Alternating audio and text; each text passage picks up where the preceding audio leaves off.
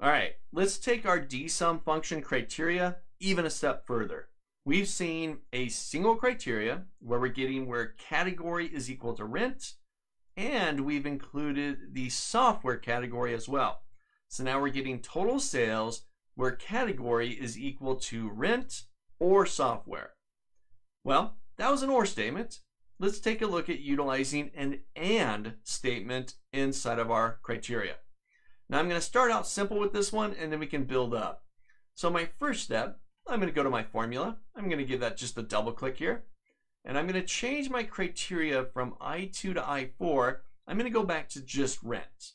So I'm going to change that I4 to an I3. I'll hit my enter key, and we're back to the 71,160. Now I don't need software anymore, so I'm going to delete that one out. I could leave it there. The formula is not looking at it, but let's get rid of it for right now. So now I'm back to the single criteria where category equals rent. Now I want to add another bit of criteria in here, but not for the category column. I want to add it for the division. Okay? So I need another column here. I'm going to jump into cell H2. And here, I'm going to take division. So I'm going to type in division. Let's make sure I spell it just like it shows it here, D-I-V-I-S-I-O-N. Great, I can spell. I'm going to grab category, and I'm going to use the format painter on the home tab just to format that cell so it looks the same. We create that consistency there.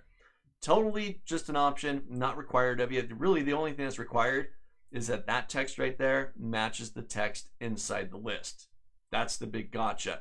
If those don't match, if you misspelled it, you put an extra space in there, whatever it happens to be, then the function's not going to know where to find that value in the list. So make sure that that's proper. Now, right now, again, we're getting total sales, 71,160, where the category is equal to rent. Now we want to drop in division. I'm going to say, give me north.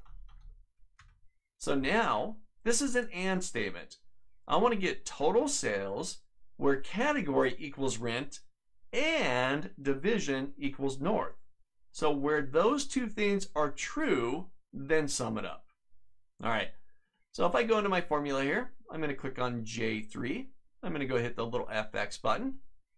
And let's just change our criteria.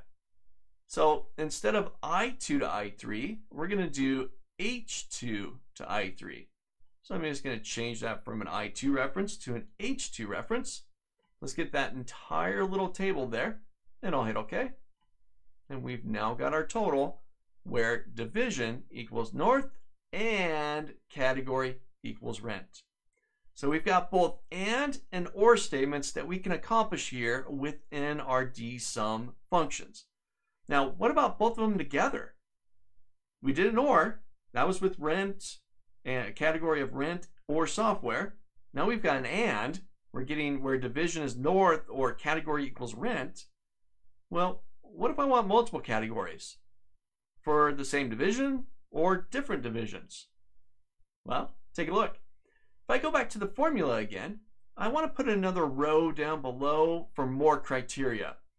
I'm going to go to my formula. I'm going to go to the FX button, and I'm going to change it from I3 to I4 so that we include the fourth row down below as another criteria section, right? Just this area right here, H2 to I4.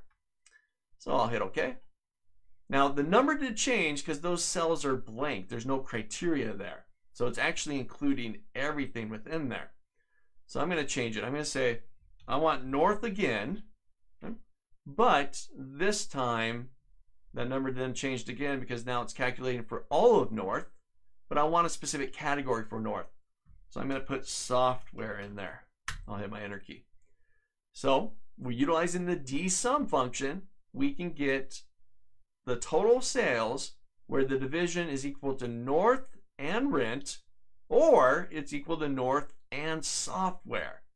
So now we've got both and or criteria inside of our DSUM.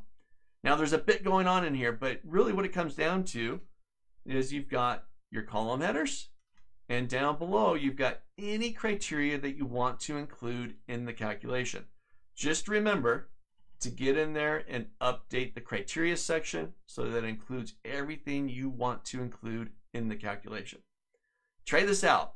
Even, experiment with it. Try some other ones inside there. Different divisions, different categories. Maybe you want a different division for a different category.